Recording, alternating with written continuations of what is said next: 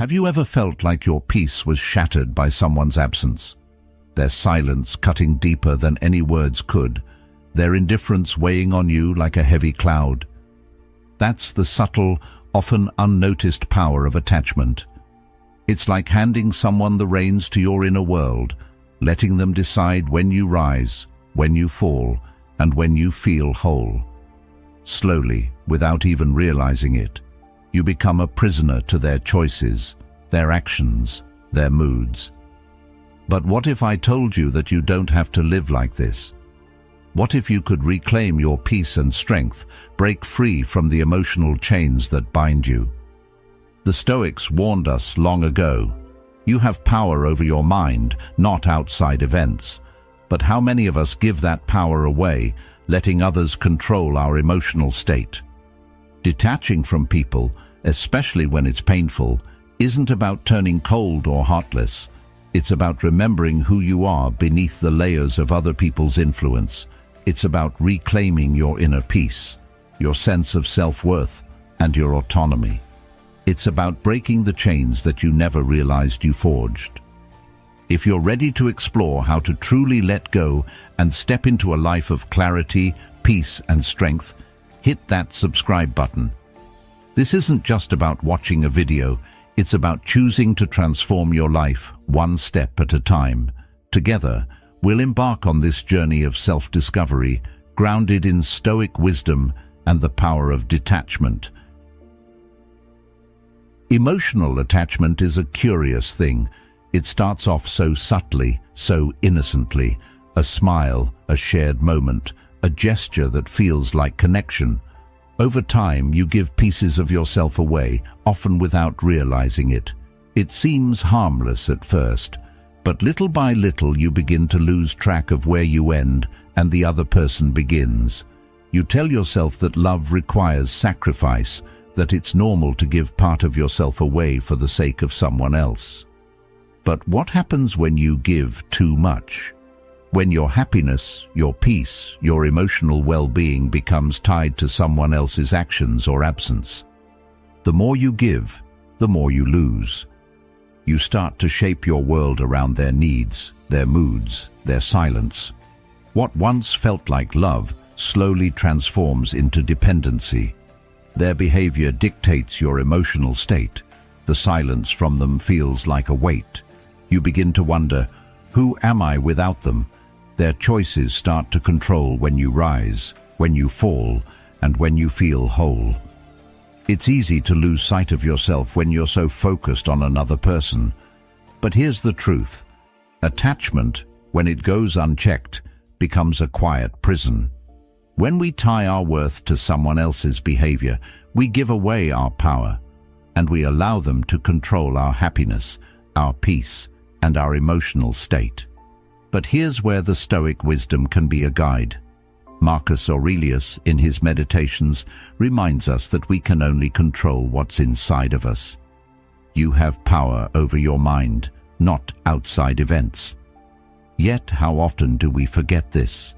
How often do we let someone else's actions or presence determine our emotional state? Emotional attachment in its purest form is the emotional contract that we enter into when we allow someone else to dictate how we feel. Detaching, however, isn't about pushing people away or becoming emotionally numb. It's not about becoming cold or uncaring.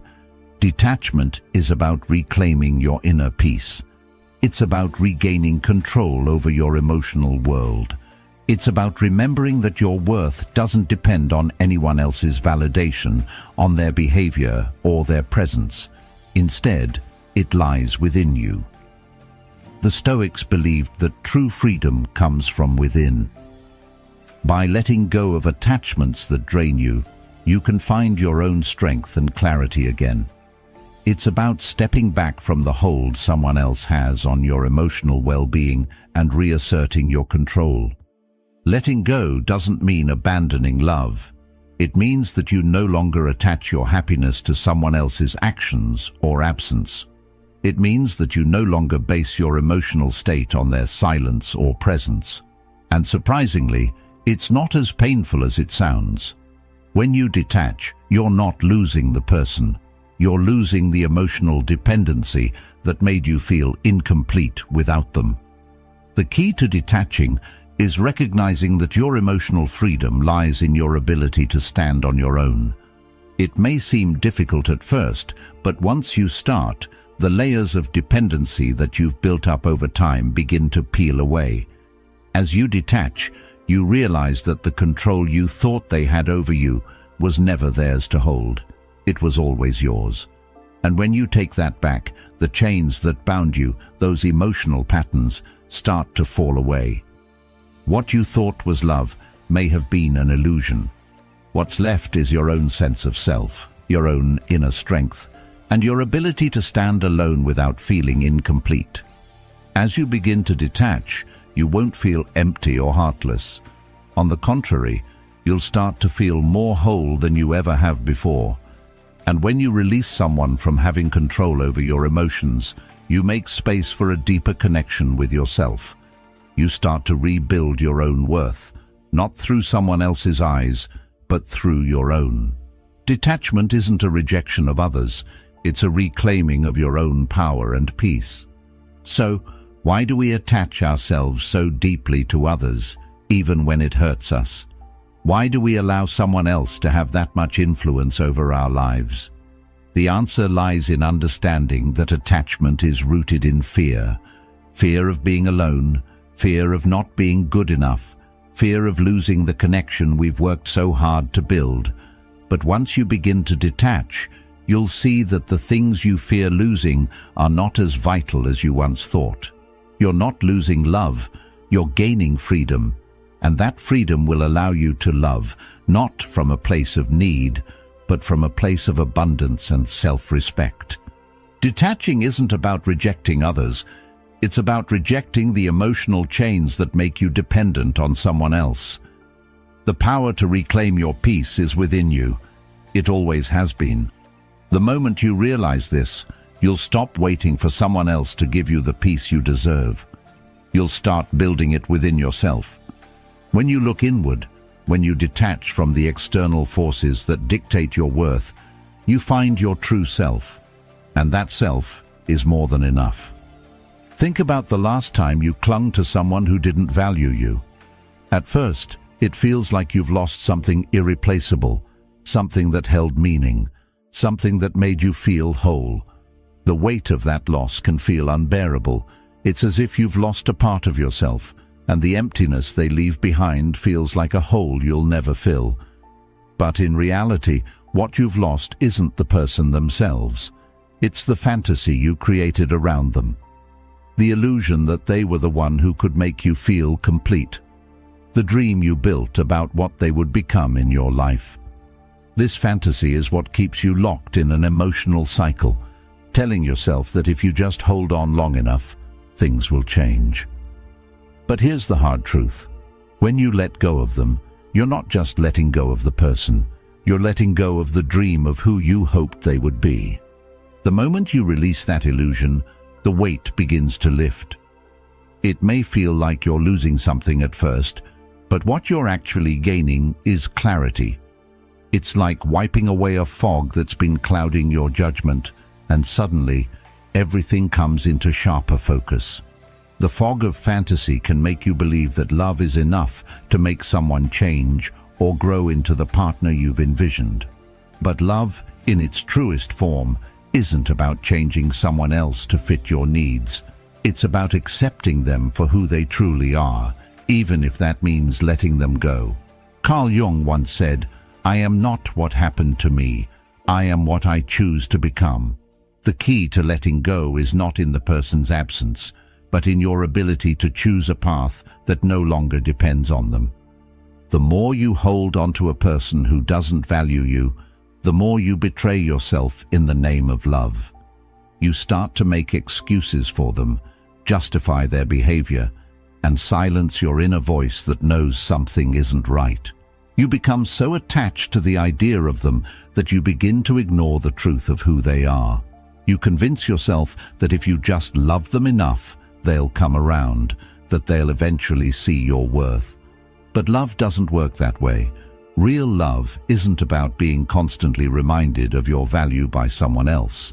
It's about recognizing your own worth, independent of how someone else treats you. When you realize this, the fog clears, and you see the situation for what it truly is. Letting go of someone who doesn't value you is one of the hardest things to do because it forces you to confront the truth that they were never the solution to your happiness. The truth is simple, though. It's not about losing something real. What you're losing is the fantasy, the dream of what could have been. And when that fantasy fades, you gain clarity. This clarity doesn't come easily, and it doesn't come without its challenges. It can feel painful at first, like a part of you is being ripped away. But once you allow that space to open, you begin to rebuild. You begin to focus on yourself, on your own growth, and on the things that truly matter. The act of letting go is not a betrayal of love. It is an act of self-love. You may feel a sense of grief, a sense of loss, but in reality, what you are doing is giving yourself the opportunity to grow. The person you thought you needed was never the key to your happiness. You were always the key to your happiness. The sooner you recognize this, the sooner you can step into the clarity that comes with letting go. And from that clarity, you can begin to see where you've been neglecting yourself, where you've been compromising your own values for someone else's. It's not easy to look at your past relationships and see how much of yourself you gave away.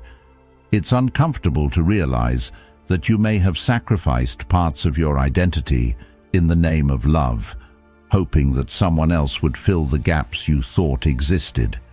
But once you see the truth behind those attachments, you can begin to shift your perspective. You're not losing love. You're gaining the ability to love yourself more fully. You're gaining the strength to walk away from relationships that no longer serve you and to create space for new, healthier connections. When you let go of someone who doesn't value you, you create the opportunity to connect with yourself again. You stop measuring your worth by their actions and start measuring it by your own standards. The journey of detachment is not a rejection of love. It's an acceptance of the fact that real love begins with self-love. The more you can stand in your own power, the more you attract people who value you for who you truly are, not for who they want you to be. You no longer need someone else to validate your existence. You start validating yourself.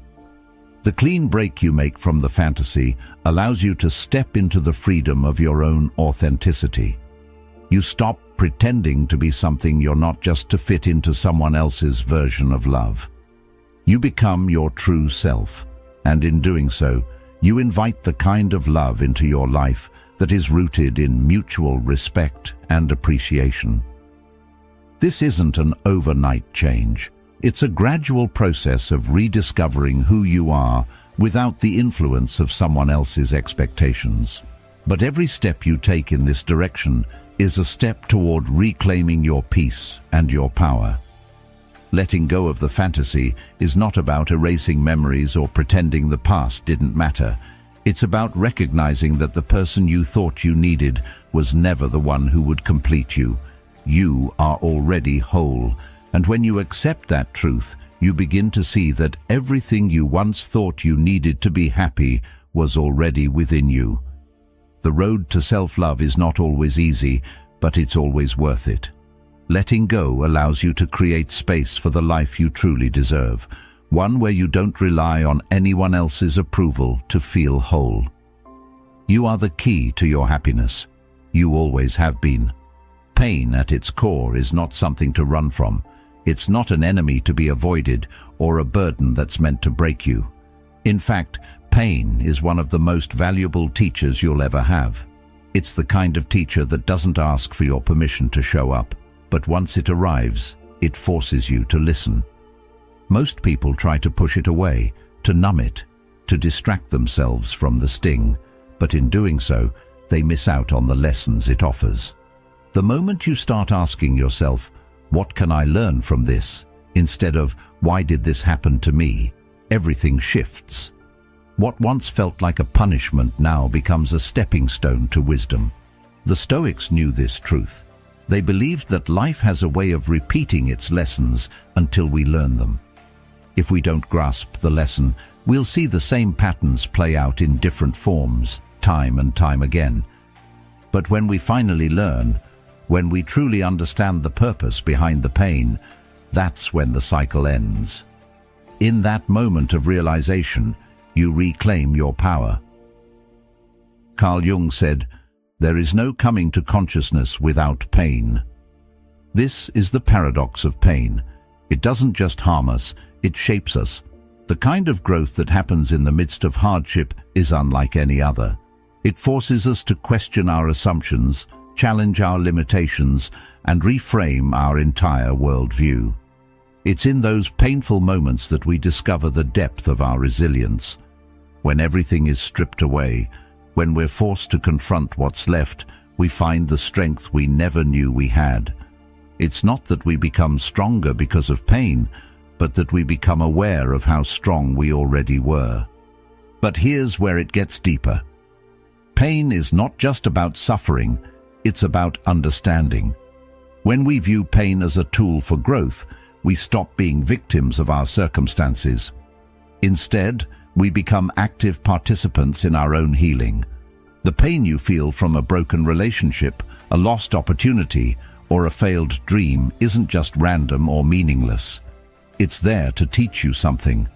Maybe it's teaching you how to set boundaries, how to stand up for yourself, how to say no when something isn't right for you. Or maybe it's teaching you how to value your own worth, to understand that your happiness isn't dependent on someone else's approval. When we start to see pain this way, it transforms from something we fear into something we embrace. Because the truth is, the more we resist it, the longer it stays. But when we lean into it, when we ask ourselves what it's here to teach us, it starts to lose its power over us. It no longer controls us. We control how we respond to it. The Stoics taught us that we cannot control what happens to us, but we can control how we respond. In every painful experience, there's a choice. You can either let it define you, let it weaken you, or you can use it to build yourself up, to strengthen your character, and to grow wiser. Think about the last time you experienced deep emotional pain. What did it teach you? Perhaps it was a lesson about trust, or the need for self-care, or the importance of authenticity. It might have revealed the areas in your life where you were compromising, where you were settling for less than you deserved. Pain isn't just a random event. It's a signal that something needs to change. And when you pay attention to that signal, you begin to understand the deeper layers of who you are and what you need. It's also important to understand that pain doesn't last forever. Yes, it feels overwhelming in the moment, but the moment will pass. The emotions you're feeling now may be intense, but they will not define you forever. The pain you're experiencing now will not last as long as the wisdom you can gain from it. With time, that pain transforms into something else, into understanding, into strength, into a clearer sense of self. You will look back on this moment not as a time when you were defeated, but as a time when you learned the most about yourself. There's a certain peace that comes from embracing pain as part of life. When you stop running from it, when you stop trying to avoid it or deny its existence, you begin to realize that it's just another part of the human experience. And that peace is what allows you to move forward. The pain may have been intense, but it didn't break you. It may have hurt, but it didn't destroy you. You are still standing, you are still here, and because of that, you're stronger than you were before. When you finally come to terms with the fact that pain is not here to punish you, but to teach you, everything changes.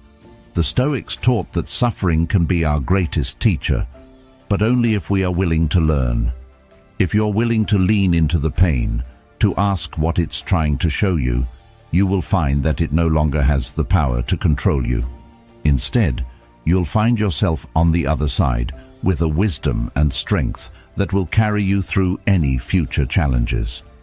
Because the true power isn't in avoiding pain, it's in learning how to turn it into something that fuels your growth. When you do that, you no longer fear pain.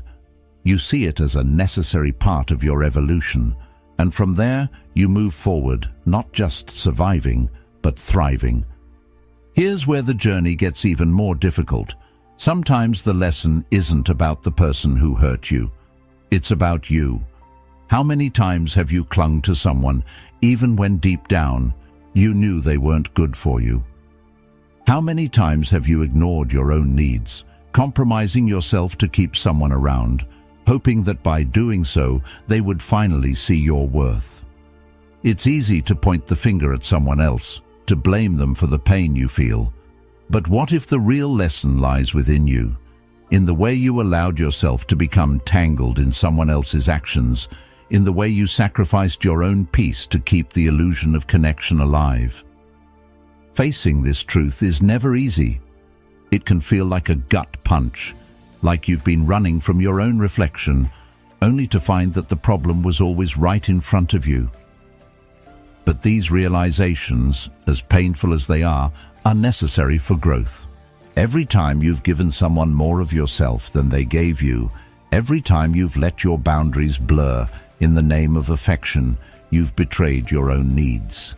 Maybe it was because you were afraid of being alone, or maybe you craved validation, the kind that made you feel seen, valued, and heard. Whatever the reason, the truth is that you put someone else's needs before your own, allowing yourself to be wrapped up in their world without considering your own. And in doing so, you became lost in their patterns, their desires, their expectations. Carl Jung said, "The privilege of a lifetime is to become who you truly are."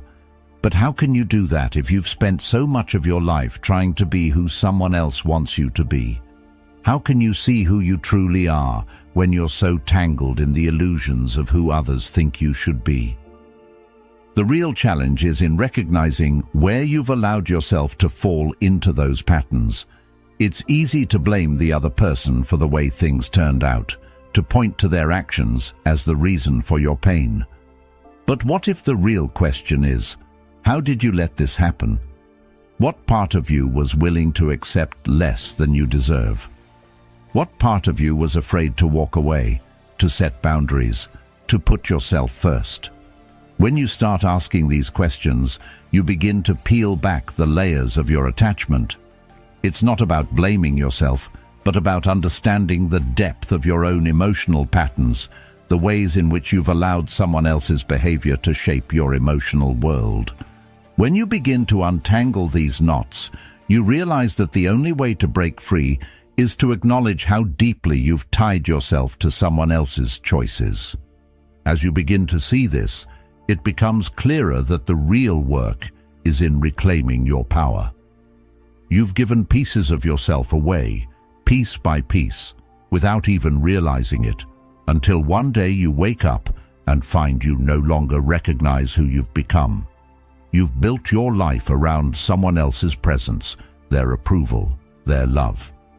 But once you start to see your own patterns, to understand where you've betrayed yourself, you begin to rebuild. The key is not in blaming the other person, but in understanding why you allowed yourself to stay in a situation that didn't serve you. What part of you was afraid to let go? What part of you thought that you weren't enough on your own? It's in this understanding that real transformation begins. Jung's idea of individuation, the process of becoming your true self, applies here. The first step in that journey is acknowledging the patterns you've been living in and realizing that they were never truly your own. You were living according to someone else's script, letting their actions dictate how you felt about yourself. The real journey starts when you reclaim your story, when you stop allowing someone else's choices to define your happiness. This isn't about pushing people away or shutting off your heart. It's about recognizing that your emotional well-being is not reliant on anyone else but you. In this process, you'll likely uncover some uncomfortable truths. You may realize that you've been accepting behavior that you wouldn't accept from anyone else. You may see how your fear of being alone led you to settle for less, how your need for validation led you to give away your peace. These realizations sting, but they're also the catalyst for real change. When you begin to see where you've betrayed yourself, where you've allowed your needs to go unmet in favor of someone else's, you begin to understand the depth of your attachment. You start to recognize the patterns you've been living in, and from there, you can start to untangle yourself. The process of letting go doesn't happen overnight. It's a gradual, sometimes painful journey of understanding who you are, apart from the person you thought you needed. It's about rediscovering your own worth, your own value, without relying on someone else's approval to confirm it. It's in this space of detachment that you find your true power. And once you've untangled yourself from the emotional patterns that have kept you stuck, you'll realize that the only thing standing in the way of your freedom was you. Emotional detachment is not about shutting down or closing off. It's about reclaiming your peace and understanding that your worth isn't dependent on anyone's choices, but your own. It's about learning to stand firm in your own truth, even when it's uncomfortable. When you face your patterns, you stop repeating the same mistakes, you stop falling for the same illusions, and you start creating the life you deserve. Because when you understand your own patterns, when you stop betraying yourself for someone else, you open the door to a new reality, one where you hold the keys to your own happiness and peace. When you don't set boundaries, you're essentially allowing others to tell you how you should feel, how you should respond, and who you should be. It's an unconscious surrender of your emotional autonomy. But when you begin to set those boundaries, something profound happens. You take back control. You begin to decide what is acceptable and what isn't in your life, in your relationships, and in your emotional world. Setting boundaries is an act of self-respect. It's a commitment to yourself, a declaration that your peace, your energy, and your time are valuable. And as you set those boundaries, you create space to rediscover who you are beneath the noise, beneath the chaos of other people's demands. Many of us fear setting boundaries because we don't want to upset others. We fear rejection, conflict, or being seen as selfish. But here's the truth. Not setting boundaries doesn't make you compassionate or loving. It makes you a doormat. It makes you someone who is willing to lose themselves to maintain harmony, even if that means your own well-being is compromised. Setting boundaries isn't about being cruel or harsh. It's about ensuring that you are treated with the same respect you give to others. It's about refusing to tolerate behavior that undermines your sense of self-worth. And the more you practice this, the easier it becomes to reclaim your energy, your peace, and your autonomy. One of the hardest things to come to terms with is realizing how much we've allowed others to influence our emotional state. Think about the last time you were emotionally drained by someone, maybe a friend, a partner, or a family member.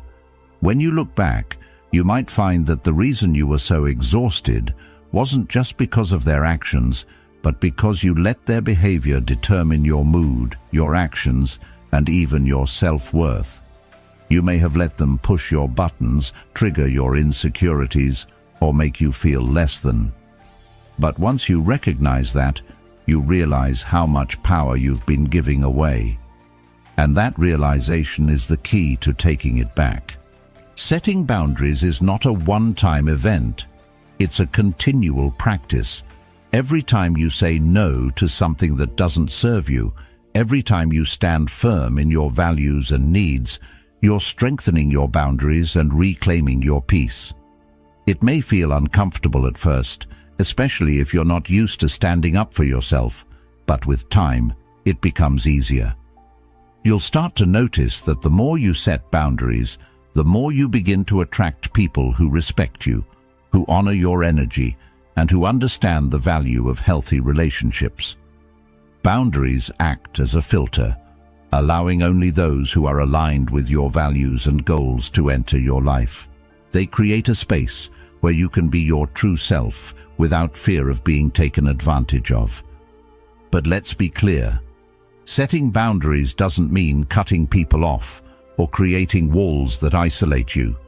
It means protecting your emotional space from being invaded while still maintaining healthy, respectful connections.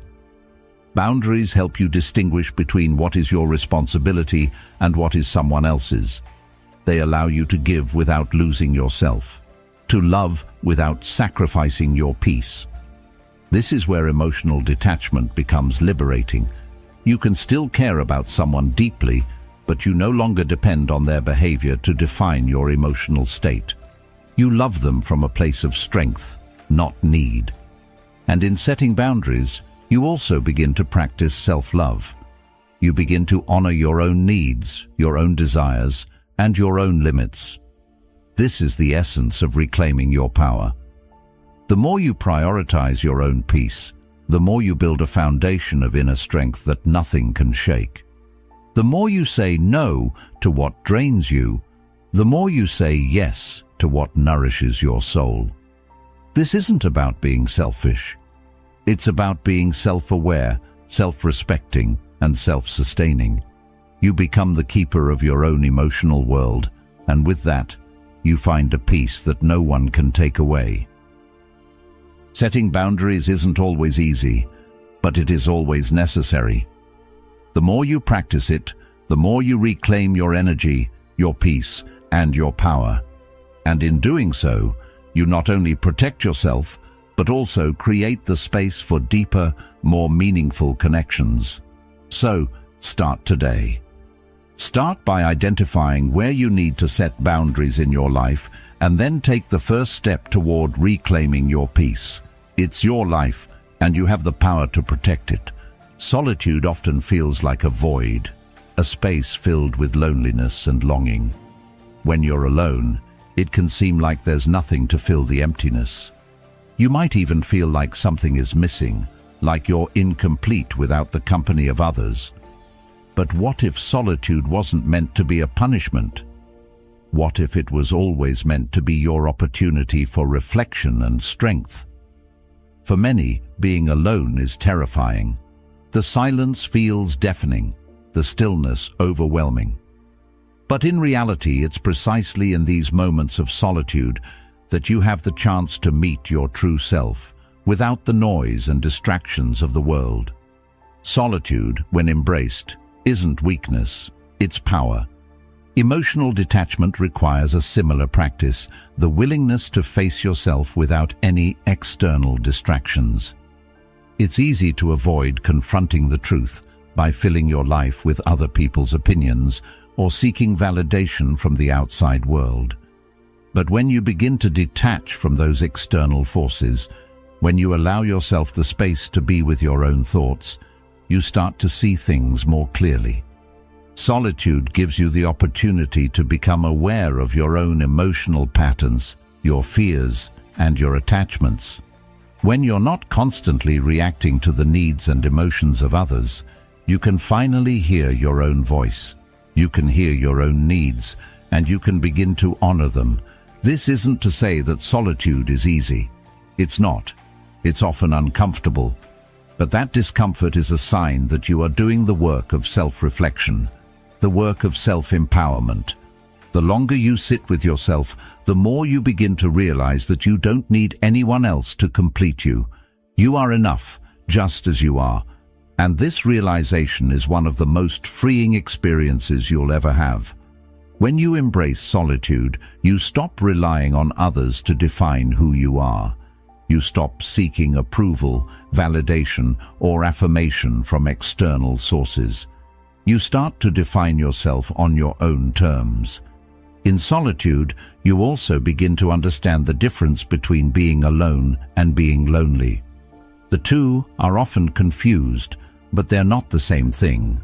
Loneliness comes from a sense of lack, a belief that you are incomplete without others. But true solitude is about wholeness. It's about being comfortable in your own company, recognizing that you have everything you need within yourself. Seneca once said, "The greatest wealth is to live content with little." Solitude is where we find that wealth. It's where we discover that we don't need anything from the outside world to feel whole. We simply need to learn how to be at peace with who we are. This understanding of solitude doesn't just shift your relationship with yourself, it also changes the way you interact with the world. When you learn to sit with yourself without fear, when you embrace solitude as a space for growth, you become more present with others. You no longer seek to fill your emotional voids through relationships or external validation. Instead, you enter relationships from a place of wholeness, of self-sufficiency. This isn't about detaching from others or isolating yourself. It's about learning to be fully present without relying on others to define your worth. As you become more comfortable in your own solitude, you begin to notice that the noise of the world doesn't affect you as much. The constant chatter, the opinions, the distractions, all of it becomes less important. Your peace is no longer something that can be shaken by the actions of others. You develop an inner strength that comes from knowing you are whole, independent, and enough on your own. The external world may continue to be chaotic, but you find your center in the silence, and that center is where your true power lies. It's also important to note that embracing solitude doesn't mean rejecting connection or relationships. It's about understanding that your happiness, your peace, and your worth are not dependent on others. When you are comfortable with yourself, you can engage in relationships with authenticity without needing them to complete you or validate your worth. You can give love freely without fear because you no longer need anything in return to feel whole. This is the true power of detachment, learning to stand strong in your own identity while also being open to connection. Solitude, when embraced as a tool for self-growth, becomes your greatest ally. It's not something to fear or avoid. It's a space for discovery, healing, and strength. And as you continue to embrace this solitude, you'll find that you become more in tune with your own needs, your own desires, and your own truth. It's in these quiet moments that you begin to realize that everything you've been searching for outside of yourself has always been within you. The world will tell you that closure comes from someone else, a conversation, an apology, an explanation. They make it sound so simple, don't they? Just wait for that apology, hear that explanation, and everything will fall into place. But let me tell you something that might be hard to hear. True closure doesn't come from them. It comes from within you. It's the moment you decide that you no longer need them to complete you. You no longer need their validation, their approval, or their apology. You realize that the power to move forward, to heal, and to reclaim your peace has always been in your hands. We've all been there, waiting for the right words, the right moment, the right sign to finally let go. We cling to the idea that if they just say what we need to hear, if they just offer the apology we think we deserve, it will erase the hurt. But the truth is, nothing outside of you can heal what is inside of you. It's a tough pill to swallow because for so long we've been taught to look outward for validation. We've been told that we need others to give us the answers, to fix what's broken. But real power, real healing, comes when we stop waiting for someone else to give us the closure we seek and start giving it to ourselves. This is one of the hardest truths to accept. Closure is not something you find. It's something you create. It's not something that happens when the other person apologizes or when you get the answers you've been longing for. It's something you have to choose to make happen in your own time and in your own way. When you realize that you no longer need anything from the person who hurt you, you take back your power. When you let go of the idea that their actions or words will ever make you whole again, you free yourself. This is what true emotional freedom looks like. It's not in waiting for them to come to you. It's in realizing that your healing has always been in your hands. This shift in mindset is profound because it changes the way you view your emotional world. It stops being about what you're owed and starts being about what you're willing to give yourself. Carl Jung once said, "The most terrifying thing is to accept oneself completely." And here, in the process of finding closure, you are learning to accept yourself completely. You're learning that your peace isn't dependent on someone else's actions or approval. You are teaching yourself that your worth doesn't hinge on their words, on their behaviors, or on their timing. You can heal and move forward on your own terms without needing anything from them. And in that realization, you unlock a new kind of freedom. It's important to recognize that the past doesn't control you unless you let it. And for so long, we've been taught to believe that closure requires an outside event, something external to us, to make things right. But when you start to see closure as something you create within yourself, the chains of the past begin to loosen. You no longer need their apology, their approval, or even their understanding. You've already forgiven yourself. You've already found your peace. When you let go of the need for them to fix the past, you free yourself to build something new in the present. The Stoics believed that what we do now echoes in eternity. What you choose to do now, in this moment, is what will shape your future. The past may have shaped who you are, but it doesn't define who you will become. There's something incredibly empowering about choosing to let go without needing anyone else to provide the closure. It's an act of reclaiming your emotional autonomy, your ability to decide how you move forward and how you feel about yourself. It's about realizing that the person who hurt you doesn't get to control your future. Your future belongs to you. Their actions can no longer hold you in place. When you stop looking outside for closure and start creating it from within, you stop being a victim of your circumstances and start becoming the author of your own story. You take back the pen and write the next chapter of your life, free from the weight of past hurts and unresolved feelings. Think about the times when you've sought closure from someone else. How long did you wait?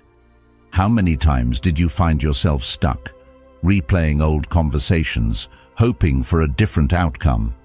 The truth is, the more we wait for them to provide the answers we seek, the more we tie ourselves to them emotionally.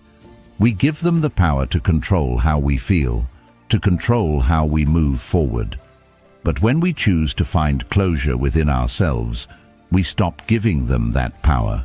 We stop letting their actions dictate our emotional state, and we reclaim our peace. It's not about pretending the past didn't happen or that it didn't hurt. It's about accepting that the past is done, and the only thing you can control now is how you move forward. So, let go of the illusion that closure requires someone else to make it happen. Choose to move forward, not because you've gotten an apology or an explanation, but because you realize you don't need those things to heal. You've already healed yourself. You've already given yourself permission to let go. The power has always been in your hands, and once you realize that, you begin to experience a peace that doesn't depend on external validation. It doesn't depend on anyone else. It's yours to keep, yours to create, and yours to protect.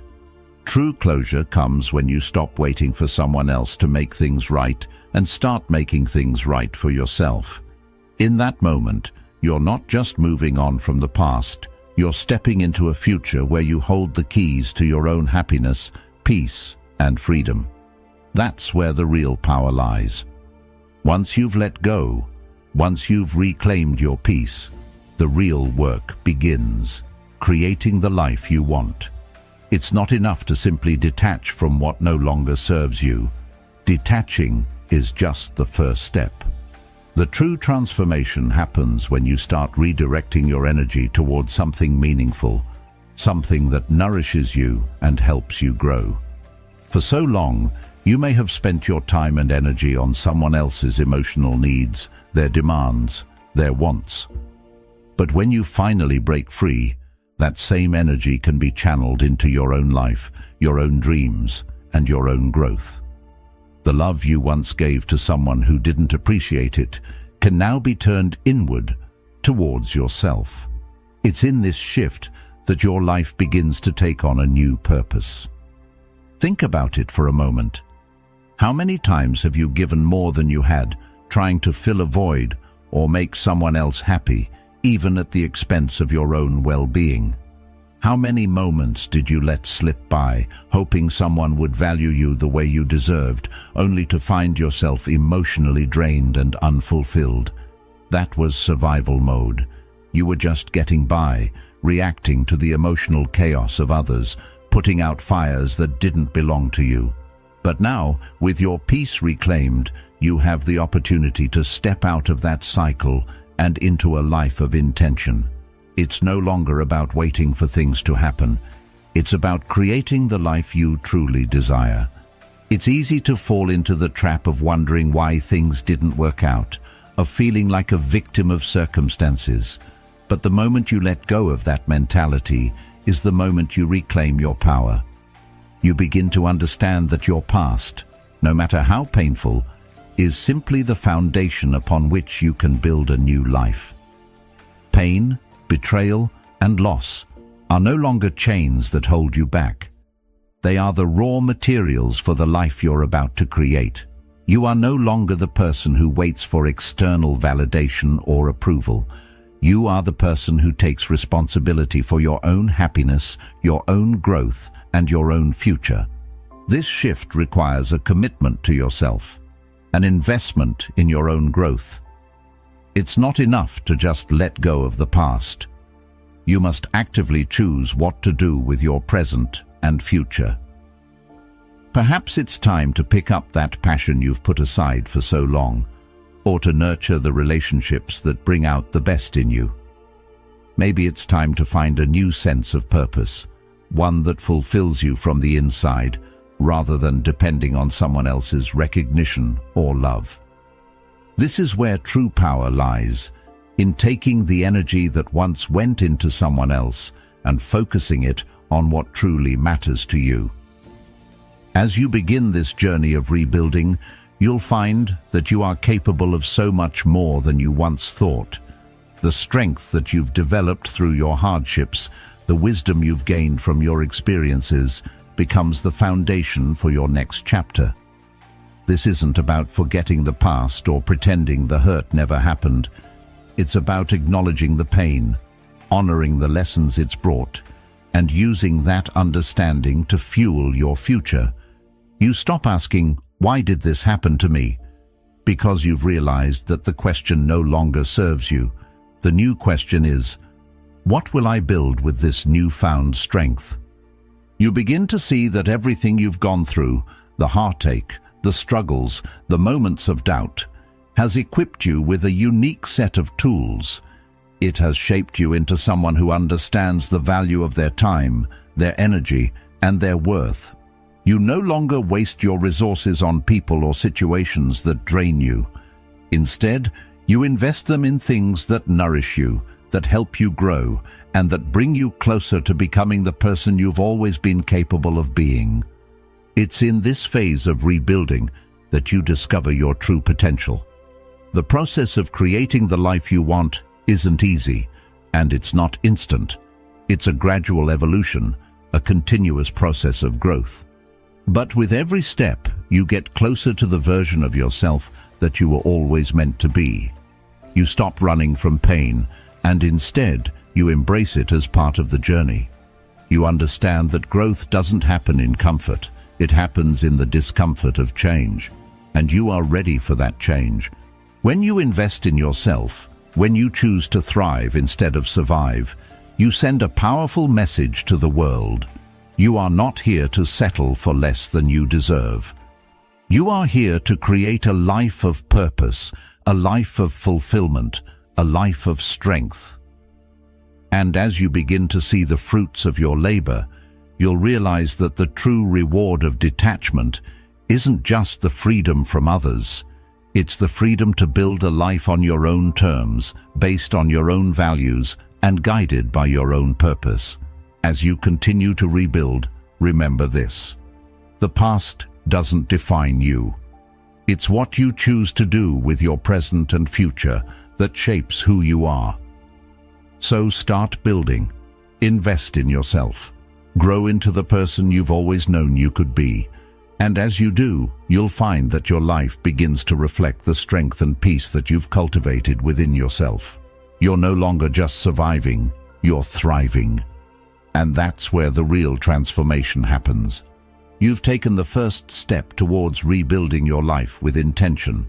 Remember, it's not about what you've lost, it's about what you're choosing to create. The power to transform your life is already within you. Now, it's time to put that power to work and start building the life you deserve. If this message resonated with you, take a moment to subscribe and stay part of this journey of growth and self-discovery. And don't forget to check out one of the suggested videos on the screen to continue your path toward peace and strength. Thank you for being a part of Stoic Journal. Keep growing, keep evolving, and remember, the best is yet to come.